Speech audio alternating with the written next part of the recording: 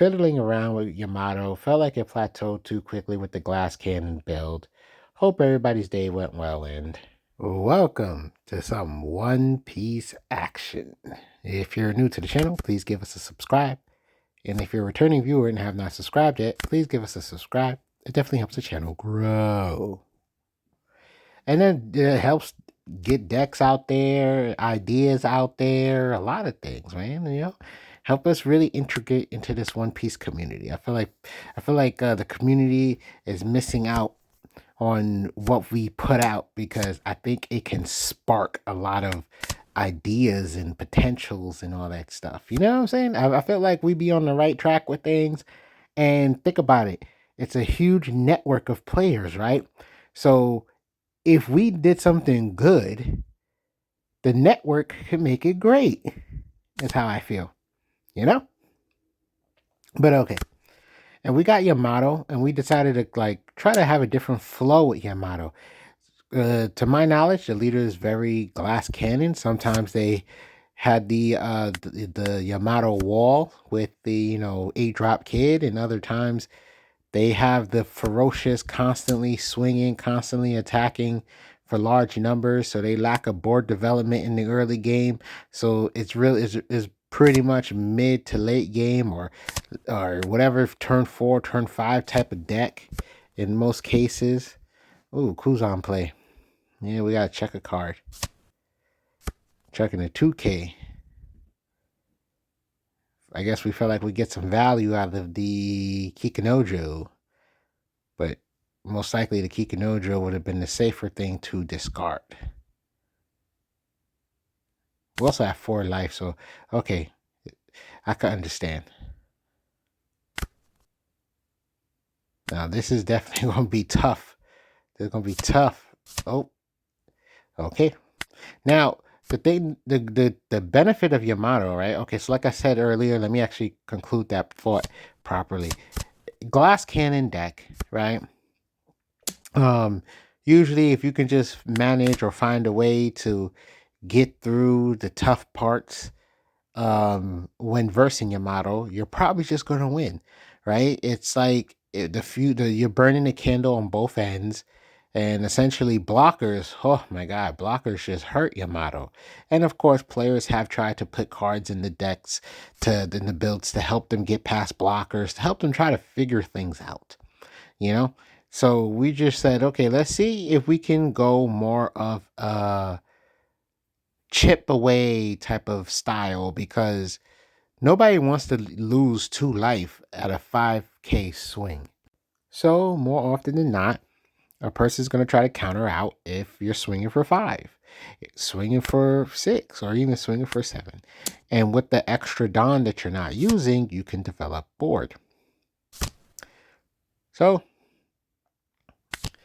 there we go. See, we're getting to develop some board, play, draw. Ooh, got some counter power. So essentially 3k worth of counter power, as well as having 4 life. Oh, okay, forget it. 4 life, I was gonna say. But yeah, it's real easy to burn the opponent's hand, dwindle it down. You know what I'm saying? So that's it. I feel like you build Yamato with some substance, put some weight, meat on the bones.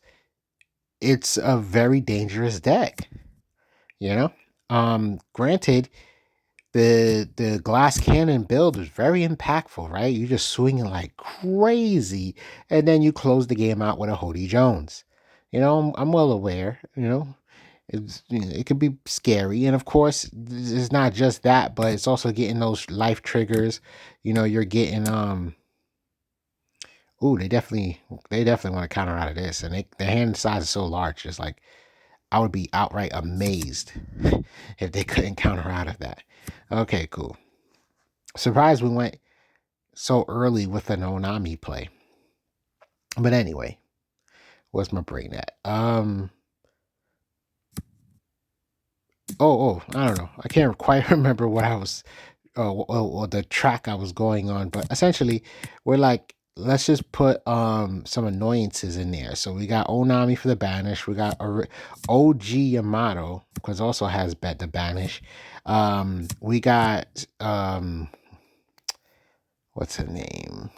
Robin, right? To help us chip away at the life, help us meet that three life threshold so our cards can go off, right? You know, like I said, we try to provide some substance, and then you got Hiyori, right?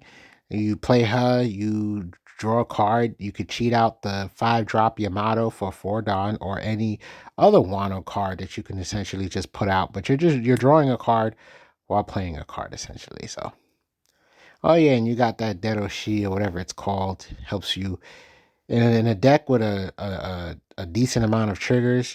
It's like you're playing a draw two, but you get to pick the 2 cards, right? That's like a super strong draw two. But things are looking interesting on our end.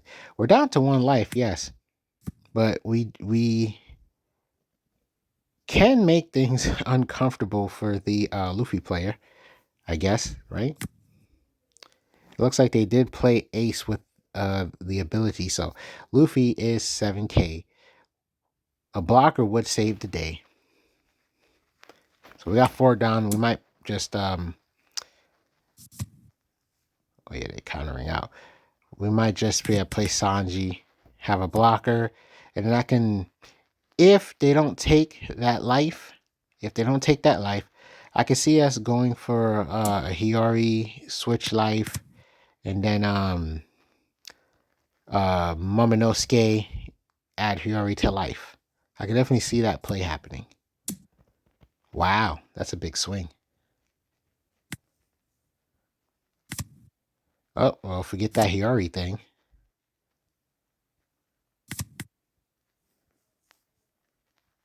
Oh yeah. That's what I was saying earlier.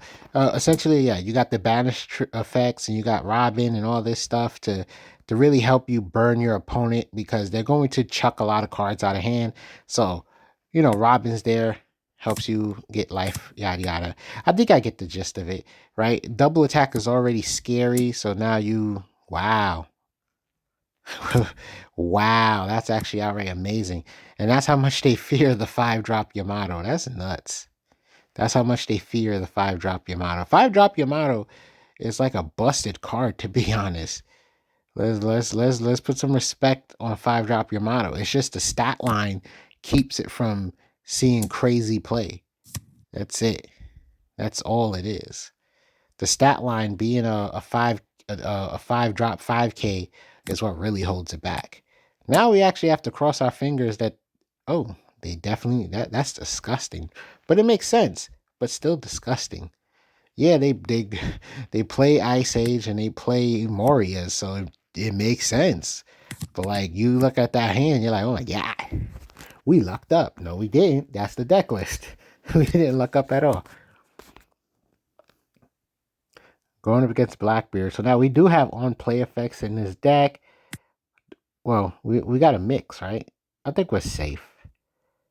But Blackbeard kind of bothers everybody because we really just was really involved in an on play meta for like the longest, right? And now what you call it? Now we have Blackbeard out. So I think like every deck essentially can get affected by Blackbeard. Like no deck is really safe.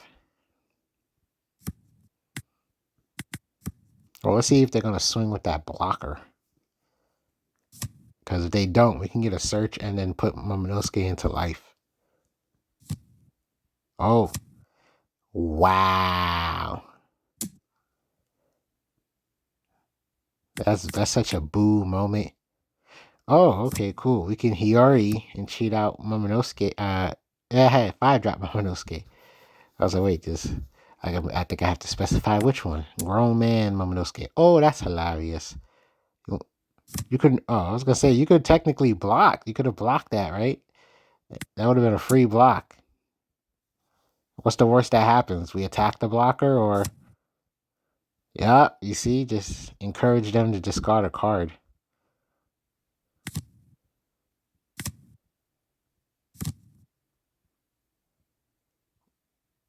Oh my God. Momonosuke cannot put Momonosuke into life. That's a sad story and a bit of a misplay on our hand. I didn't know that.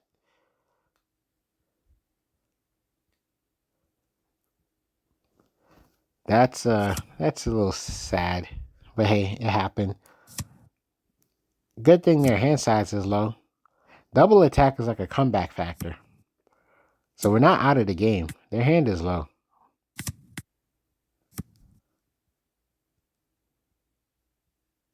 We just gotta finally get a double attack in.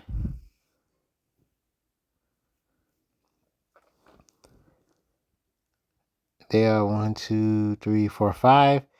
So, we're just gonna swing for 5 again? Because they got the blocker, you're right. At the end of the day, they have the blocker there. So, either they counter out, take 2, or or they block. There's no real way around it. Well, we get Momonosuke, but we gotta make sure we do things the right way.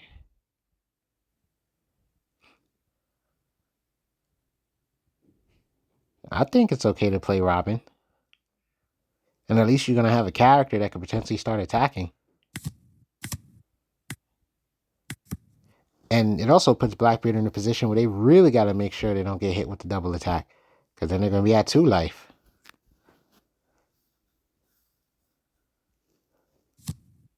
You know what? It must be super annoying when you think about it. Blackbeard's mechanic is to discard cards as well. They usually want to take the life, but this is a double attack, so it's making the opponent very cautious. They're very afraid to take this damage. But they probably should have. Because, like, what's the difference between taking the double attack and taking the 2 attacks over the course of time? Because I feel like in a normal game, you would have already taken, like, the life in hand. The life that you see him try so hard to protect would have probably already been in hand if it was a regular match. Interesting play.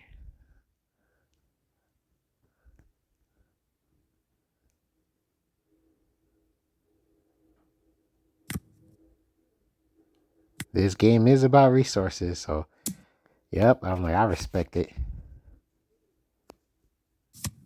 And you protect it, cool. I like that. Because at least you know, worst case scenario, your last card is a 2K counter to help you not lose.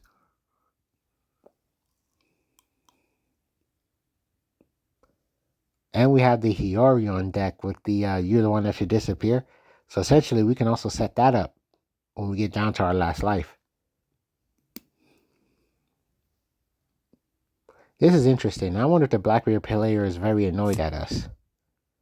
Oh, wow. Well, you don't got much left going on for you, buddy.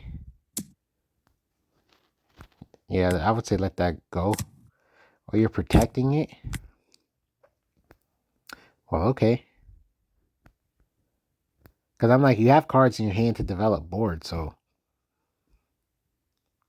in my mind, let it go, and then you just play cards.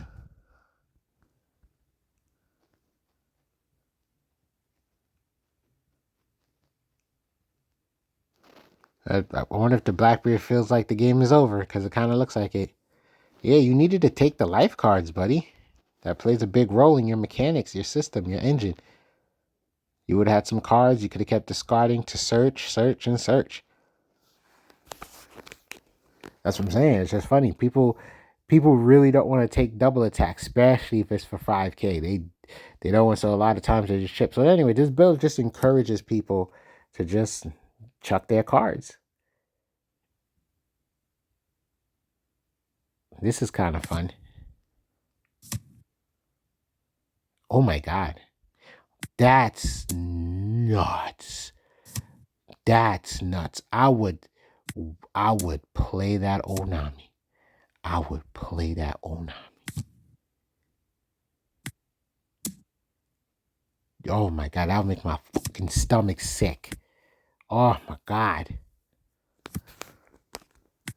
I went on open to get a Momo search. What? Yeah, understandable. Wow, that was a great showing.